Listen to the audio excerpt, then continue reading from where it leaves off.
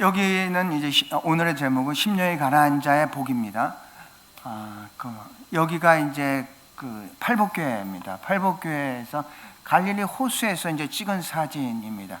우리는 그 성경의 지명을 보면서 이게 어디에 위치하고 있는지를 잘 이렇게 감을 잡을 수가 없는데, 예수님의 초기의 사역은 갈릴리를 중심으로 해서 가버나움이 아지트가 돼서 이제 사역을 했는데, 여기가 갈릴리 호수 근처에서 이제 예수님께서 산상수훈에 마태복음 5장, 6장, 7절에 이제 말씀 증거를 한 겁니다. 산상수훈의 대상을 보면은 예수님을 따르는 제자들이 이제 거의 대상입니다. 무슨 얘기냐면요, 산상수훈은 이것을 잘 지키면은 너희들이 구원을 받는다, 이런 얘기가 아니라 구원받은 자가 어떻게 살아가야 되는지 그 성결의 법이라는 얘기입니다. 이것은 출애굽기 20장에 모세가 시내산에 가서 십계명을 받는데, 십계명도 같은 개념으로 우리가 이해를 하면 됩니다. 너희들이 이 법을 잘 지키면은 내가 출애굽을 줄 게가 아니라, 일단 출애굽을 시켜준 사람들이 어떻게 살아가야 되는가를 알려준 게 그게 바로 십계명이라는 얘기입니다. 그래서 이것은 구원의 법이 아니라 성결의 법입니다. 성결이라는 것은 뭐냐면 구원받은 자가 구원받은 자답게 살 수 있는 그런 법을 얘기를 하는 것입니다. 산상수훈의 서론이 이제 팔복입니다. 팔복은 처음부터 복이 있나니로 선포를 합니다. 팔복에서 사용된 마카리오스라는 단어는 단순한 행복이나 기분 좋은 상태를 의미하는 것이 아니라, 이 단어는 하나님의 백성이 이 땅에서 누리는 하늘의 복, 그러니까 천국의 그 복을 이 땅에서 누리는 그런 복을 마카리오이라고 얘기를 하는 겁니다. 여기에서 본문을 보면은 거기에 가면은 이제 팔복교회를 가게 되면은 이렇게 입구에 첫 번째 복이 이렇게 써 있습니다. Bless the poor in spirit, for theirs is the kingdom of heaven.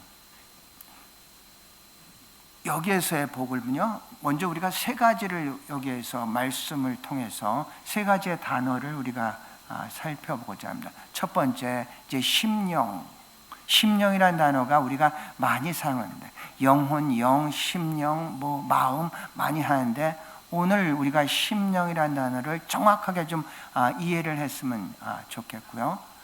두 번째로 이제 가난에서 심령이 가난하다는 게 뭐냐.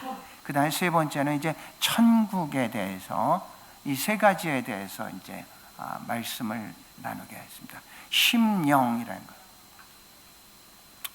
인간은 이렇게 됐습니다. 인간은 영혼, 육으로 되어 있습니다. Spirit, Soul, Body 이렇게 되어 있습니다. 맨의 스피릿이 푸뉴마입니다. 그 다음에 혼이 푸시케고, 그 다음에 육이 비오스입니다. 이 세 개가 연합이 됐을 때 우리는 인간이라고 합니다. 그래서 우리가 인간을 구원을 한다, 그러면 영만 구원하는 것은 아니고 전체적으로 인간이라면 영혼, 육을 동시에 구원한 전인 구원을 이제 얘기를 할 때 인간을 구원한다, 이렇게 됩니다. 인간이라는 단어는 두 가지로 이렇게, 헬라어로서는 안드로포스고요, 히브리 말로는 아담입니다. 우리는 아담을 사람으로, 이름으로 알고 있는데, 그 아담은 나중에 하와가 생기고 나서 이제 그 일반 명사가 고유 명사로 이렇게 변했습니다. 안드로포스라는 그 의미는 하늘을 바라보는 존재, 이런 뜻입니다. 인간이란 어떤 하늘을 보는 존재, 그런 존재가 이제 안드로포스라는 이야기입니다. 말씀을 준비하면서 이런 생각을 했습니다. 사람의 머리가 위에 있는 것은 이게 하늘을 바라보면서 살아가야 된다는 그런 의미가 아닐까, 이렇게 생각을 했습니다. 근데 하늘을 바라보면서 살아가야 되는 인간이 자꾸 땅만 바라보면서 살아가면 어떤 일이 일어나겠습니까? 하늘을 바라보면서 살아가는데 땅만 바라보면서 살아가면 거북목이 됩니다. 그래서 안드로포스라는 것은 바로 이제 그런 의미를, 하늘을 바라보면서 이제 방향이죠. 우리가 어떻게 살아가야 될지.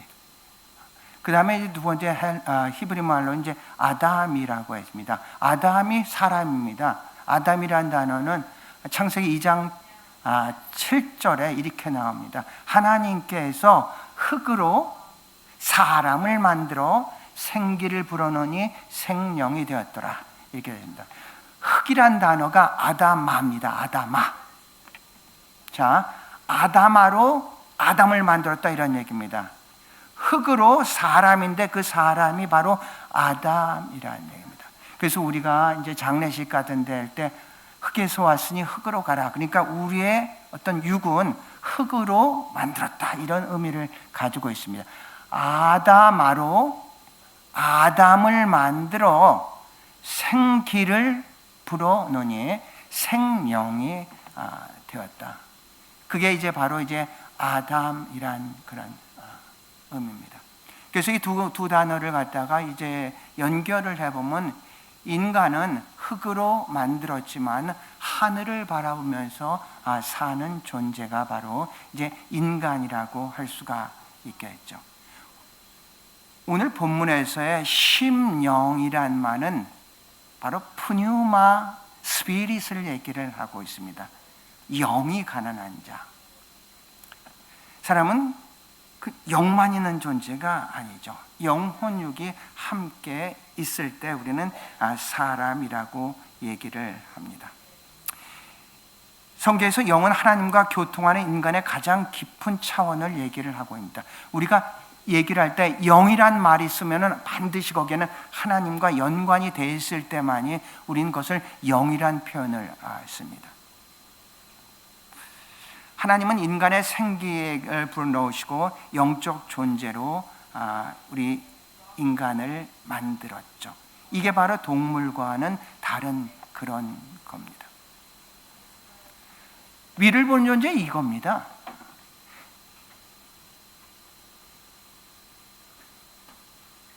식물은 땅을 잘 만나야 되죠.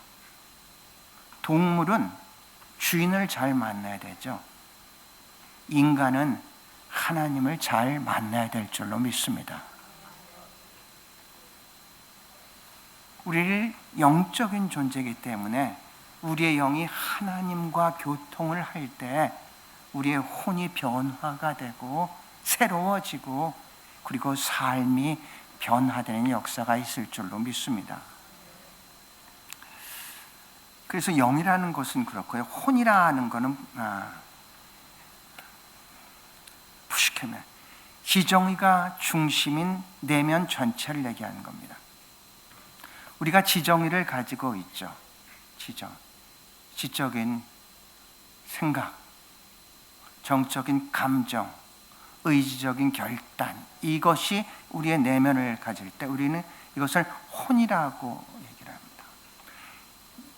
우리는 영성이라는 말을 쓰지 않습니까?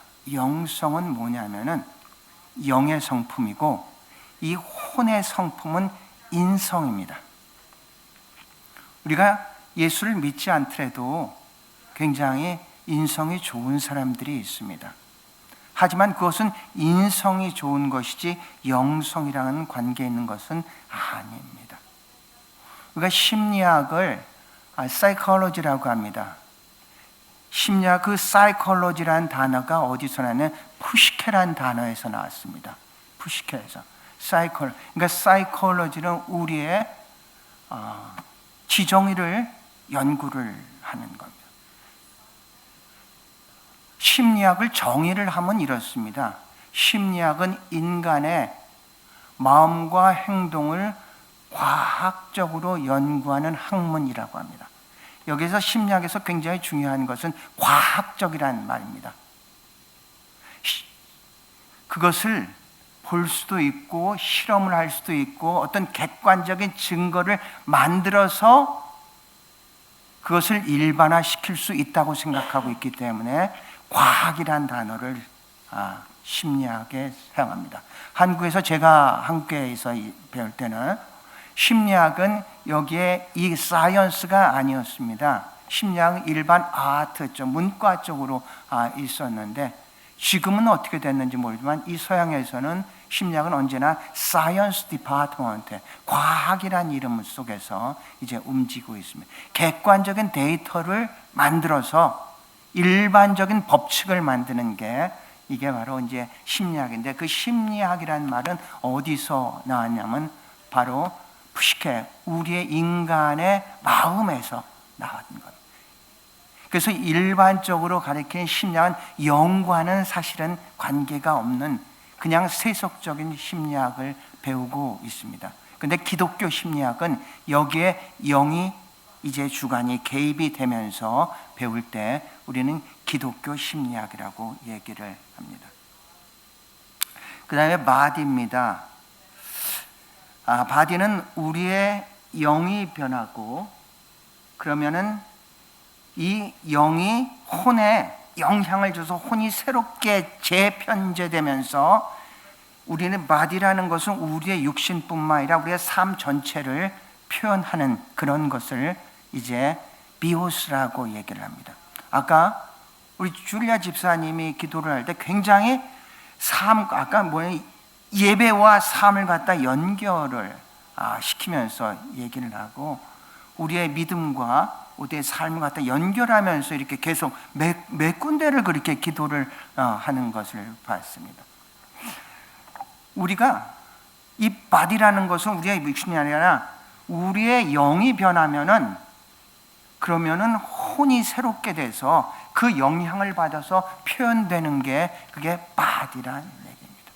그래서 인간은 이 세 가지가 총체적으로 동시에 건강할 때 건강할 수가 있는 겁니다. 성경은 세 부분을 기계적으로 나누지 않고 영혼육이 서로 연결된 통합적인 존재로 인간을 바라보고 있는 것입니다. 영은 하나님과 연결되는 깊은 자리이고 혼은 내면의 지정이가 몸의 움직이는 중심이며 육은 삶이 구체적으로 드러나는 현실입니다. 이 세 차원이 조화를 이룰 때 인간은 하나님이 의도하신 온전한 존재로 살아갈 수가 있는 것입니다. 이것이 심령입니다. 우리는 영적인 존재라는 것을 우리가 언제나 기억해야 됩니다. 우리가 동물이나 식물과는 다른 영적인 존재이기 때문에 영이 건강하지 않으면은 우리는 굉장히 나머지의 것들은 상황이나 조건이나 사람이나 의해서 흔들릴 수밖에는 없다는 얘기입니다. 육은 비오스라고 하는데 비오스란 단어에서 나오는 것이 바이올로지입니다. 생물학입니다. 그게 생물학. 그래서 이 영혼육이 총체적으로 우리를 얘기를 하는 겁니다. 그러니까 우리가 한 곳에 막 이렇게 치우치는 게 아니라 제 세 가지를 다 우리가 생각을 해서 신앙생활을 할 때 건강해질 수가 있는 것입니다. 그것이 심령이 한데, 두 번째로 하는 것은 가난이라는 단어가 있습니다. 가난이라는 단어가 있는데 그저께 저기 브릿지 교회에서 갔을 때입니다. 가난이라는 단어는 이제 그 의미 자체가 두 가지가 있습니다.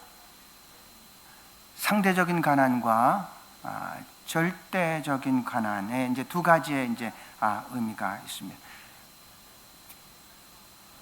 심령이 가난하다는 것은 단순한 겸손이 아니라 하나님 앞에서 자신의 무능과 한계를 인정하는 영적인 진실성입니다.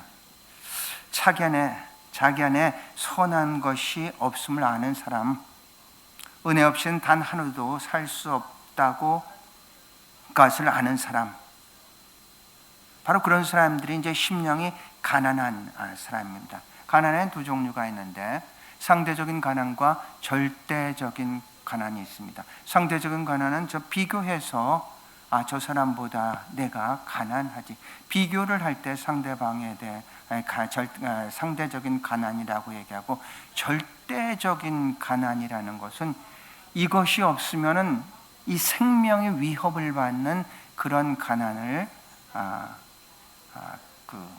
절대적인 가난.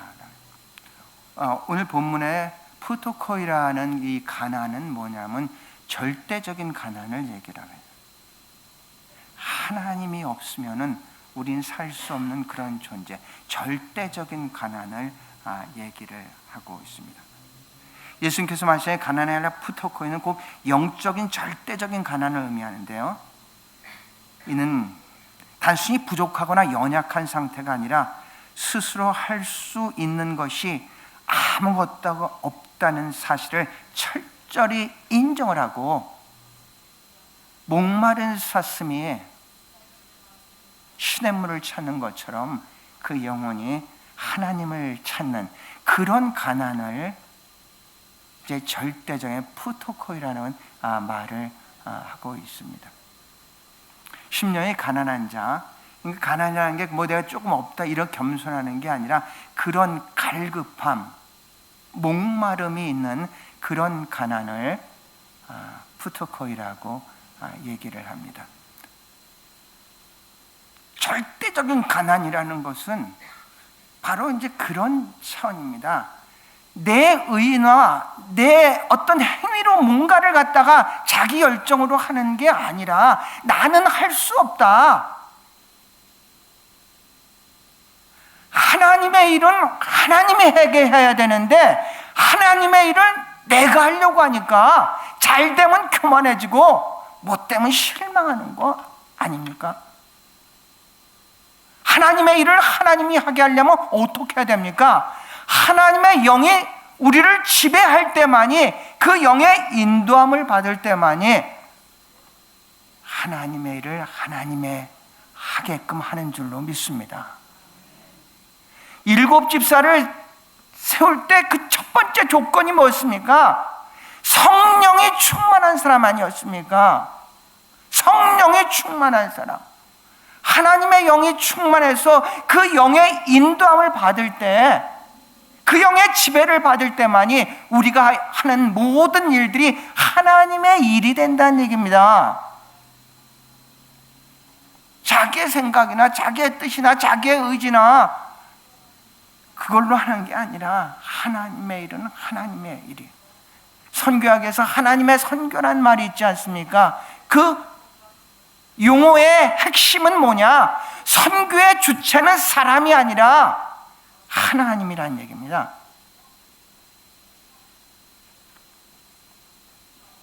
푸토코이라는 이 가난함이, 그래 내가 하는 게 아니야, 나는 아니야, 철저하게 자신의 가난함을 느끼고 하나님을 더 믿고 의지하고 갈급하고